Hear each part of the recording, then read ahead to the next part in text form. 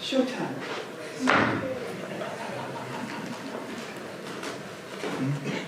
I am a lucky person.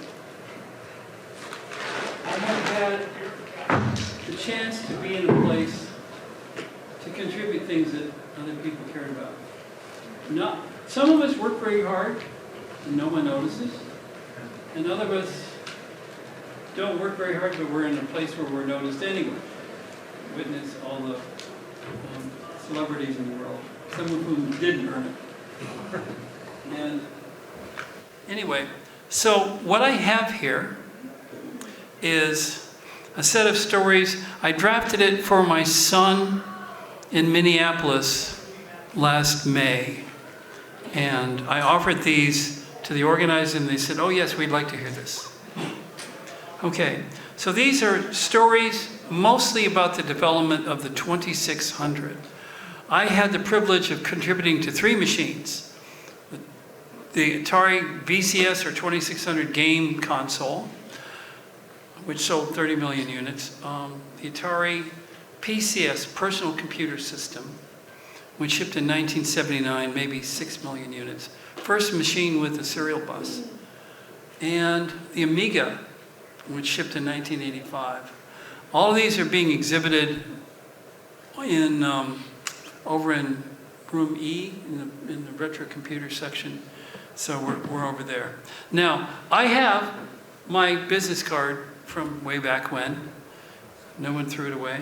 And this is copied from my programmer's guide for the 2600, back when that was considered a trade secret. So, I'm an IEEE fellow for this work. If you do a Wikipedia search on my name, you'll find the things that I've worked on. I am beginning my 10th year teaching electrical engineering at the University of Washington. In the previous talk today, one of my students was helping me demonstrate creating new games for one of these machines. I live to pay it forward. Right? That's what gets me up in the bed, out of bed in the morning. So, here's what I want to talk about today. I want to talk about invention versus contribution.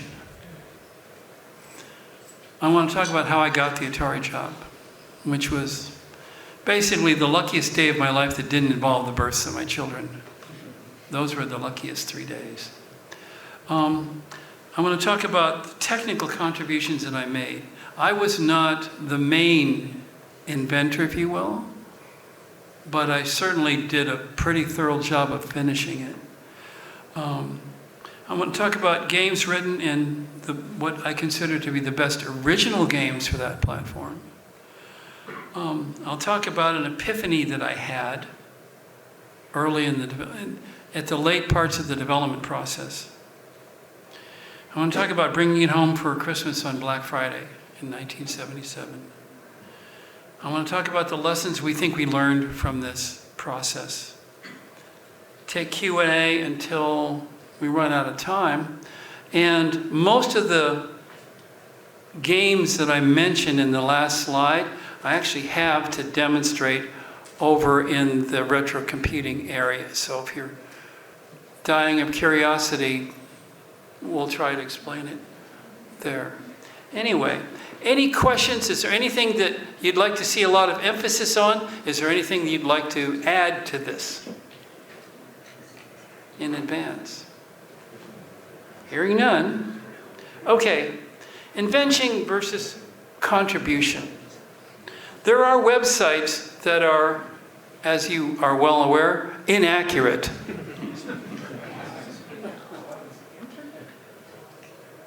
There are websites that credit me with inventing Atari. No such thing.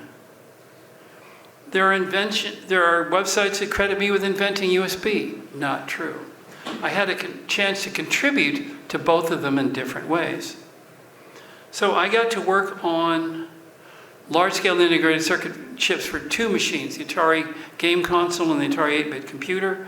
The 2600 was the first mass market cartridge programmable. It wasn't the first one. The Fairchild Channel F was the first one. It came out in 1976. the guys who did it were very smart, but Fairchild was a semiconductor company, not an entertainment company. And so the things that they built weren't very entertaining and didn't sell well. Atari was an entertainment company that knew electronics. And we had honed our skill by selling arcade machines. And so when we were architecting the 2600, we were trying to complete a square from a marketing standpoint. How many of you have heard the story about the development of Pong before? Several of you. Short version. Atari didn't invent Pong. Ralph Baer invented Pong and patented 4 years earlier. He was working for a defense company called Saunders Associates in Manchester, New Hampshire. And they had no idea what to do with his invention. And eventually they licensed it to a defunct consumer electronics company called Magnavox. Some of you may have heard of Magnavox, but they've gone away. Anyway, so Magnavox in 1972 brought out the Magnavox Odyssey. It's this little box, Bear called it the brown box, that put up 3 moving objects. And you move the 2 moving objects as if they were paddles knocking around the 3rd moving object, which would be the ball. And it was nominally tennis, right? Nolan Bushnell, who founded Atari, saw a demo of this. And he went back to his only engineer, Al Elkhorn. He says, it's a great game concept, it's a terrible implementation. It needs color, it needs sound, and it needs a score. So Al built that, and that was called Pong. And they put the prototype machine in a bar in the Santa Clara Valley. And after 10 days, they called him up and they said, Al, it doesn't work, come fix it. So Al goes to fix it and discovers that the reason it doesn't work is because the coin slots are full of quarters and it won't take any more. So he filled his pockets with quarters and he said, call me if this happens again. So Atari had a hit. Simple arcade game. They didn't even invent the concept, but they did the better implementation of it. And so then they started building more complex arcade machines like Tank. More complicated graphics, more complicated rules, etc. Driving tanks around, shooting each other, yada, yada, yada. Right? And then they built a single chip home implementation of Pong. Started selling it through Sears, etc. And they're thinking how to complete the square, how to bring the more complicated games home. That's the problem they were trying to solve in 1975. Now, I was working in the medical electronics field at the time, designing respiratory monitoring equipment in hospitals.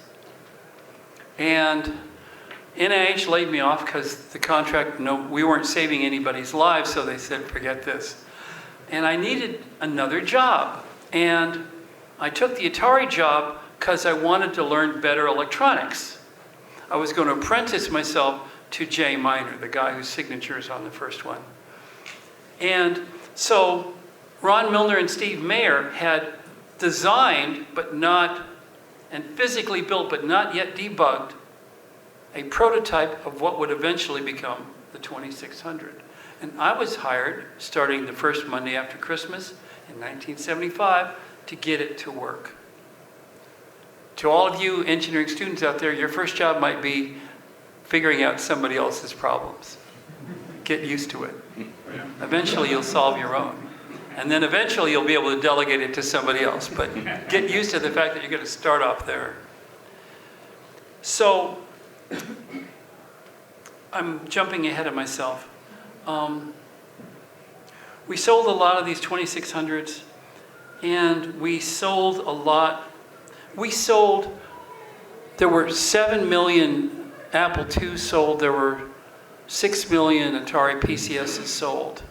They were cheaper and they were better game players than the Apple IIs. But I digress. So I got the job because even though I was working in medical electronics, I was studying microprocessors as a hobby when they were new and hot, right? At the beginning of the year, an Intel 8080 processor in onesies was $100. Now, there's been some inflation since the in the last 50 years. I'll talk a little bit about that at the moment, but the 6502 was announced for only $25 in onesies. So I went down on my own dime, and I bought the chip for 25 bucks, and I bought the manuals for $5 a piece. I still have the manuals. Somebody ran off with the chip. And coincidentally, Steve Wozniak, co-founder of Apple II, bought one the same day, and that was the Apple I and the Apple II. And Ron Milner of Atari had bought one. So when I lost my job, and I needed to find a new job, I walked in and I aced the technical interview because I was self-educated on the processor that they had chosen that I didn't know that they had chosen. And they walked me through the lobby on the way out, and they said, "You want to play a video game?" And I panicked, because I'd only played one video game in my life before, and it was Tank. But I didn't know that they made Tank, but I saw it in the lobby, and I walked up and I looked at it, and the guy said, "You want to play some Tank?" And I said, "Yeah." And I played 3 games at the interview, and I won one of the 3 games. I was hired on the spot. That was the great luck. But the thing that was lucky to me was I was going to get to learn to be a better electrical engineer. So this is what the prototype looked like. It is now on display at the Computer History Museum in Mountain View, California. So somebody else designed it. My job was to get it to work. It worked within a month. They were happy. Management came up to look, and they said, "This is great." Moved me back to the Santa Clara Valley to get to learn chip design. So this is a block diagram of the system copied out of my programmer's manual, which I left in the other room. But I have this in case you want to see it. My son wants to inherit it. So basically, it's got an off-the-shelf part that has some memory, not very much, some 16 pins of I/O, and a timer. And it has a cut-down 6502, which is to say we put the same chip in a smaller package and threw away some pins. Later, I wanted to change that, but it was too late. And so we designed one new custom chip, which we call the TIA, Television Interface Adapter. And there was no memory in the machine itself, no ROM. So the only ROM in the system is whatever on the cartridge. And because the processor was cut down, it could only handle 2K or 4K bytes of RAM. How much memory was in this thing? Anyone? 128 bytes. Exactly. 1/8 of a K. So, and this TIA chip did digital sound and digital video, put it into a summing network, RF modulated, and drove it to a TV set on TVs that you can't buy for the last 2 decades because the FCC's made all those go away. So working for Jay, I got to help define the system as distinct from the chip. We got to define the requirements for the chip. I designed the sound circuits for it. I wrote the main parts of the combat cartridge. I wrote the Video Olympics cartridge. I defined a crucial piece of what you would call a device driver. I don't know how many of you are educated in software development, but a device driver is a little piece of software that is spoken to by the software above it to simplify access to the hardware. And the device driver I wrote, the programmers could say, here's 8 bits, here's where I want the moving object to be placed, and they would put it there. And they all used it, and they still use it. We shipped the main console. We shipped my games, Video Olympics and Combat, and we shipped 8 sets of game controllers. The joysticks that you're familiar with, some of you might have used the potentiometers.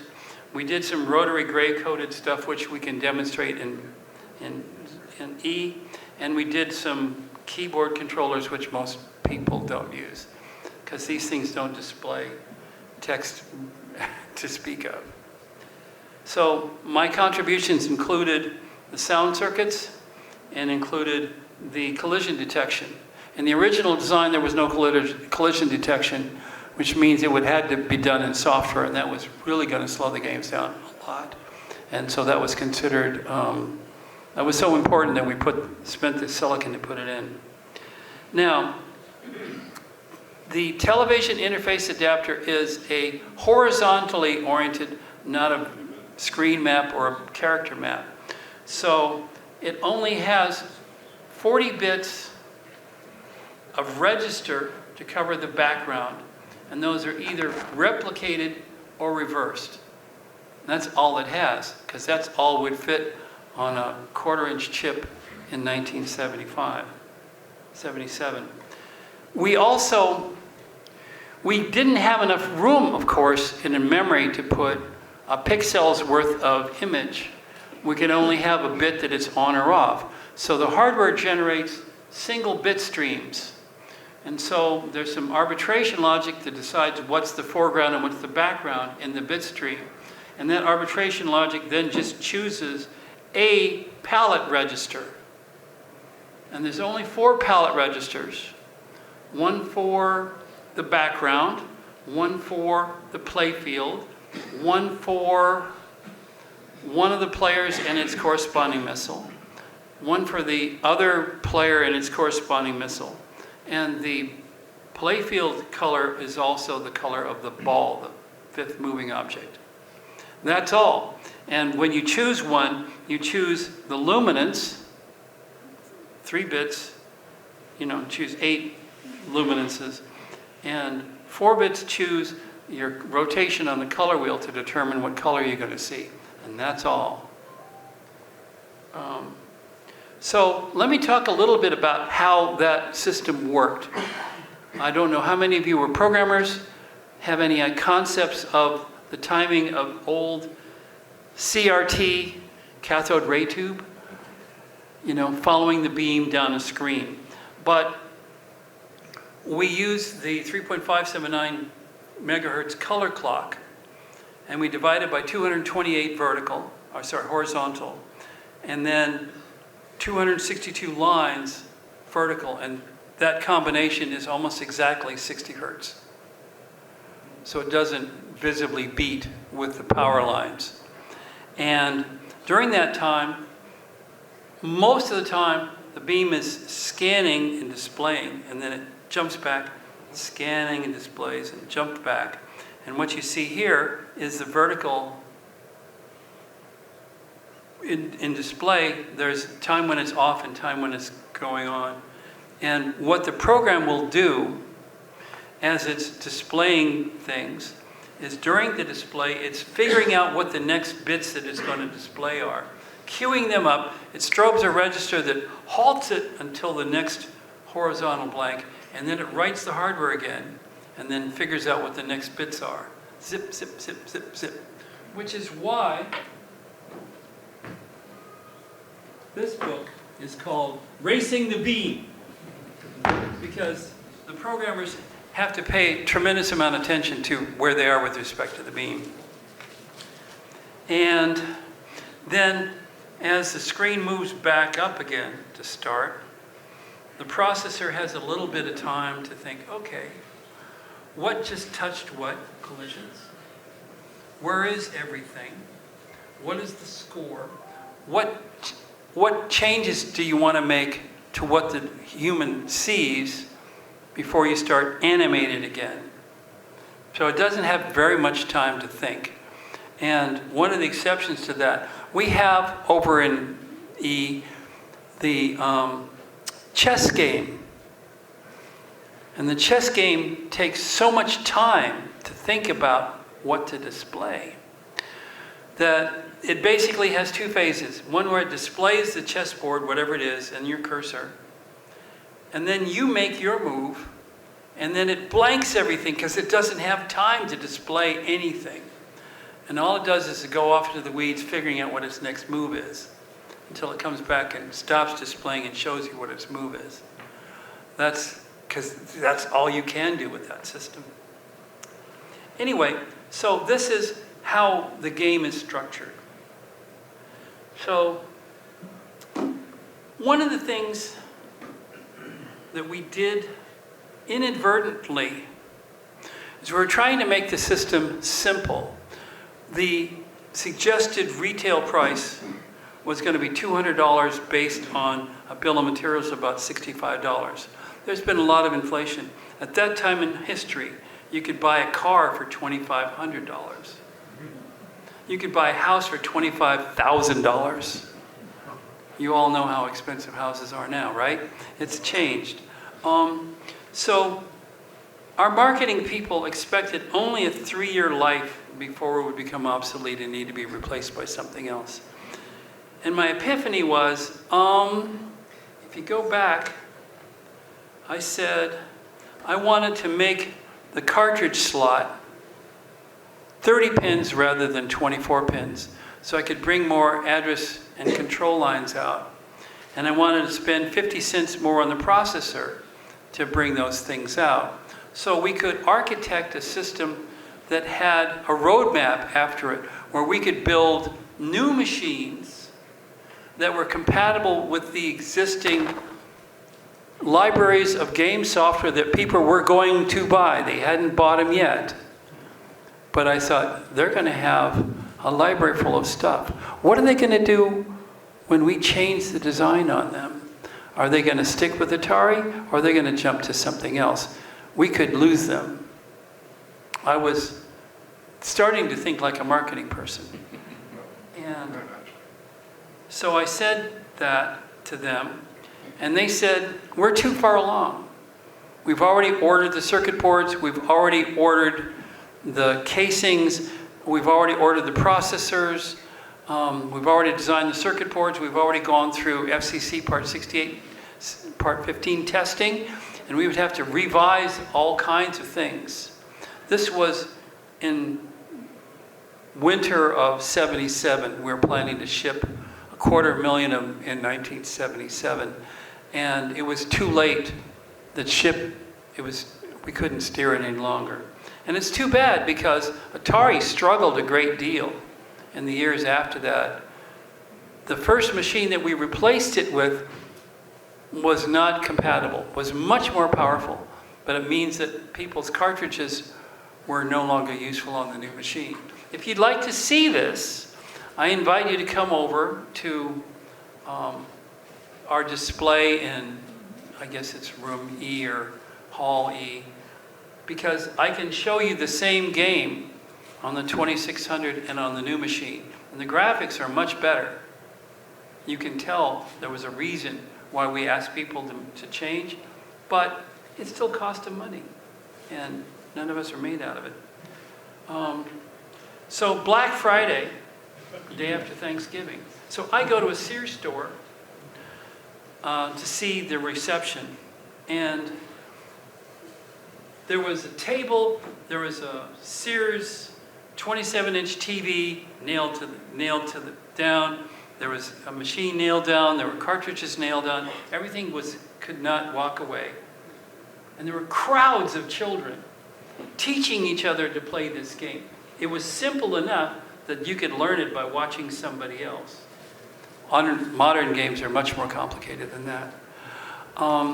So they were teaching each other, and if a parent dropped off their kid and then came and wanted to take them away before their kid got their turn, there was a major blow up. And I watched all this and I'm like, oh my God, what have we done? I've been accused by many people of turning their kids into couch potatoes. Guilty as charged. Fortunately, there's no prison sentence associated with that crime. So here, in the summer of 1975, when I played my first video game at all, it was with my then 12-year-old brother in Disneyland in Orange County. And so 2.5 years later, I bring home a machine that I've designed the hardware in, that I've written the software in. But my brother still has better reflexes than I do, and he still kicks the crap out of me. He was pretty funny. So, 1,000 game cartridges were written for this. Some of them were good, some of them were terrible. There was a great breakdown in this market in the early 80s, which some of you may remember. But I consider 4 games to be the best original games for this platform. One is Adventure from Warren Robinett. I have his source code. One is Pitfall by Dave Crane, who was here earlier today. One was River Raid by my friend Carol Shaw. And one was Yar's Revenge by the same guy who wrote E.T. But Yar's Revenge was a terrific original game. Anyway, so we sold, there's a lot of marketing stuff. And lessons we learned, we the engineers learned. We put the definitions of the display, particularly the vertical parts, in the hands of the game designers. By making it cheaper, we had given them more creative control than we realized. And they had done a great job of capitalizing on that. And so it was pretty clear to me, even in 77 and 78, that this machine was going to last a lot longer. In fact, it sold 30 million units in 10 years. You can still buy them now.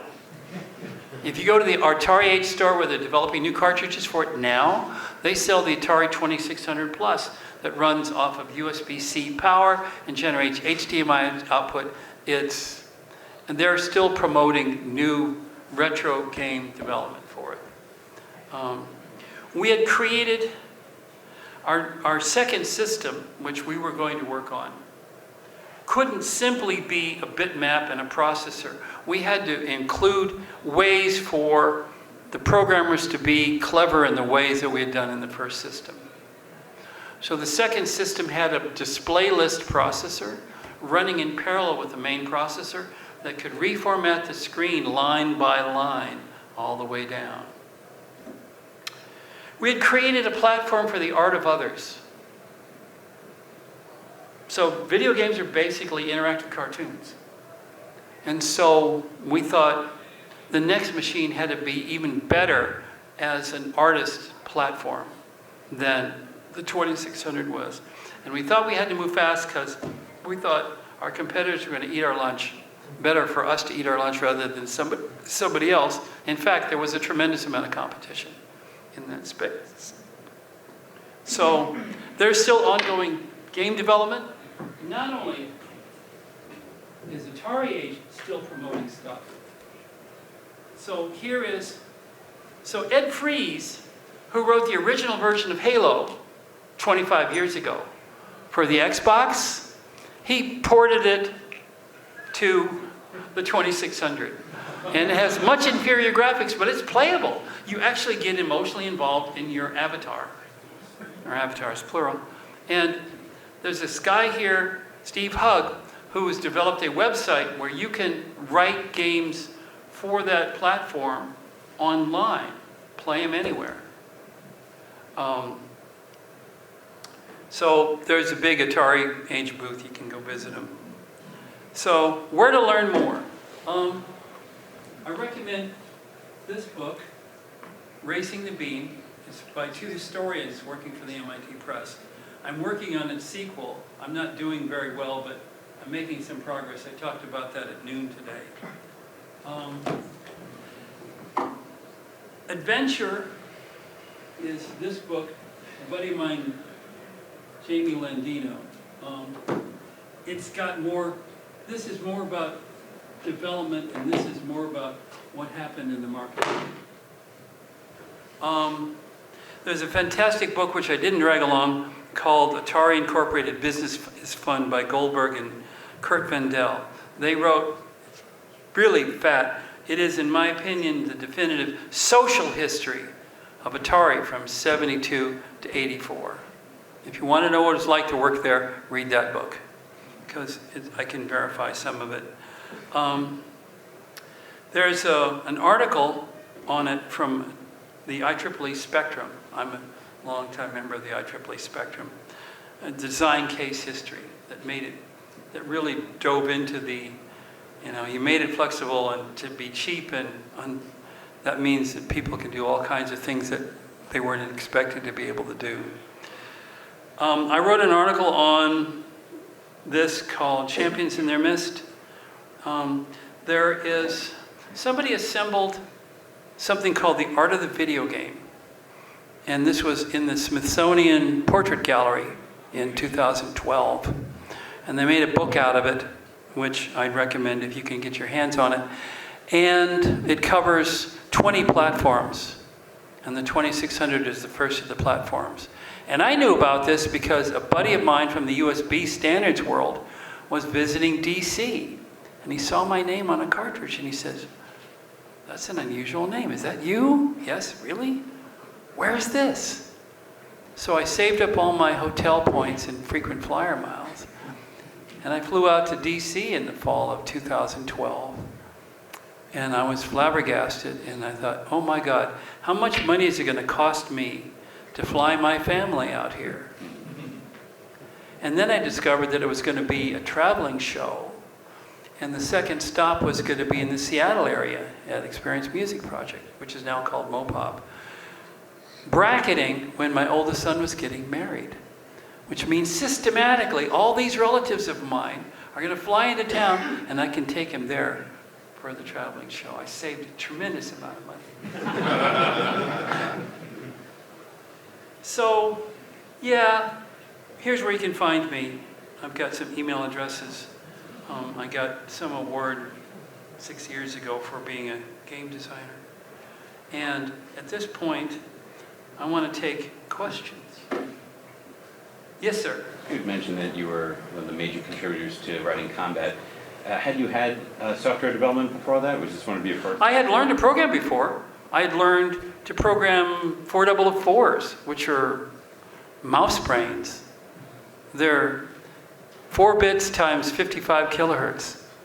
They were the very first microprocessor from 1971. So I had programmed, actually, when I was still 17 years old, I was writing assembly code for CDC 6000s. So I could program to save my life. I wasn't great at it. I'm still not great at it, but I can. In fact, right now, I turned 75 this month. I'm learning to program RISC-V CPUs in assembly code to support my students. So, yeah. And at the time, what was your impression of developing for the VCS? Were you like, this is really hard, or was it just something where you just were like, oh? Actually, the first time, so one of the things that I left out of this is that the code name for this machine was Stella. Why is it Stella? Well, so I get moved in March of 76 down to the Santa Clara Valley, and I'm working for J Miner directly. And how we do software development, somebody has put a cross-assembler on a time-sharing computer in San Francisco. And the way we talk to it is we call it up with a TI Silent 700 terminal. And we have one cassette where we've typed in our source code. And we spool it up over the modem at 300 bits per second to this time-sharing service. And it crunches away and it comes back and gives us the assembled hex file to load into our hardware. And Jay says, we need a password for this account. Don't use your mother's maiden name. So I'm sitting there, and my bicycle's sitting there, and it says Stella. It's a obscure French brand. So I make it Stella. And he tells the people that he decides he likes the name, so he calls the system Stella. And management sees that, and they think, oh, they're naming things after women. And they started naming everything at Atari after women. And Atari, who had close relationships with us, started naming projects after women themselves. It's not an accident that their first machine was named after Steve Jobs' unacknowledged daughter. Yeah, so a lot of that. Yeah, that was funny. Time. 10 minutes. 10 minutes. Couple more questions. Were you engineers partying as hard as the programmers? If we were willing to, we did. I managed to get through Berkeley 6 years smoking only an entire ounce of marijuana spread over 6 years. And I only got drunk twice as a freshman. So I wasn't partying hard. I was trying to keep my head on straight. Some people were partying much harder than I was. It's okay. I still remember what happened. They don't. Nice. Oh, another non-technical question who you can humor it with. Just thinking about the video game industry at that time, and particularly Atari. So yourself and your colleagues doing this amazing work, you know, getting paid salaries. It turned out to be amazing. We weren't paid terrific quantities of money. What's that? I was making, what, $1,200 a month? Oh, I was living like a student. I was saving $500 a month, which is what I financed my first startup with. oh. Well, I just wonder, like, you know, if some, you know, people who had games that sold, you know, 2 million, obviously somebody was getting very wealthy doing Somebody was not getting the wealthy. Programmers. Is there like bitterness that goes along with that? Or You should talk to the founders of Activision. Just one anecdote. I had like 30 years ago, it was a school project. I had a nice email exchange with Warren Robinette. Aha! He mentioned after... He's a great guy. Yeah, he was super nice. And you're wearing his shirt. Yeah, I'm wearing his shirt, big fan. But he was saying, no, Activision got founded, and the people there that were left, the programmers, would have lunch together, and they called themselves the Dumb Shits Club because they didn't go off and start their own thing. Right. It's just like, wow, I mean, he's done fine, but I was like, that's a pretty heavy thing to, I think, deal with, you know? Right. As a matter of fact, the guy who wrote E.T., he quit programming altogether and became a psychotherapist. Yes. Well, Yeah, Howard Warshaw. Yes, sir. First and second. Is it these? Yes. You and then the next I guy. don't have my glasses, so- Okay, next guy. Did you ever run into Joseph Campbell? Joseph who? Joseph Campbell while you were out there during that time? There was a guy named, I'm not sure which Joe Campbell. There was a guy named Joe Campbell. The guy who wrote the book about Many Faces of God, in a sense of... No, not that Joe Campbell. Different Joe Campbell. There was a guy named Joe Campbell who was one of my programmers in my second startup, in charge of PC software. No, the first guy I have not met. No such luck. Question? Were you involved in the Atari 400, 800 computers? Absolutely. That's the book I'm trying to finish. Up to my neck in those. Those were the second machine I worked on. The third one was the Amiga computers. If you follow me over to Hall E later, we can talk until you can't stand it. So I was the system designer. I architected the 3 chips that went into it. I did the design of the the Antic chip, alphanumeric TV interface chip.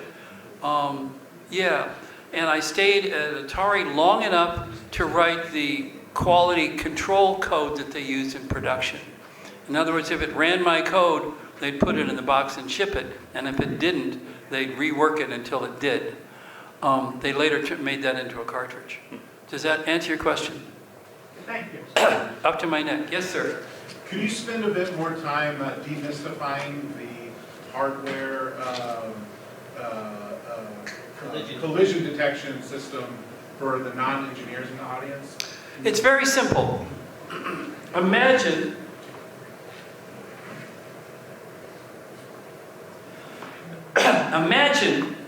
in logic, you have a bit stream corresponding to each thing. And here, there is no collisions shown. But imagine that this little dot eventually ran into this thing here, right? So if this dot is true and this dot is true at the same instant in time, that sets an RS flip-flop. And then at the top of the screen, in the vertical processing space, the processor reads all the collisions, what touched what, if anything, matters, and then clears them all so it can run the screen again and see if something new is going to collide. Does that make sense? Is that sufficiently demystifying? I was asking on behalf of me, I guess my question is, what in the hardware is detecting the actual collision in the software?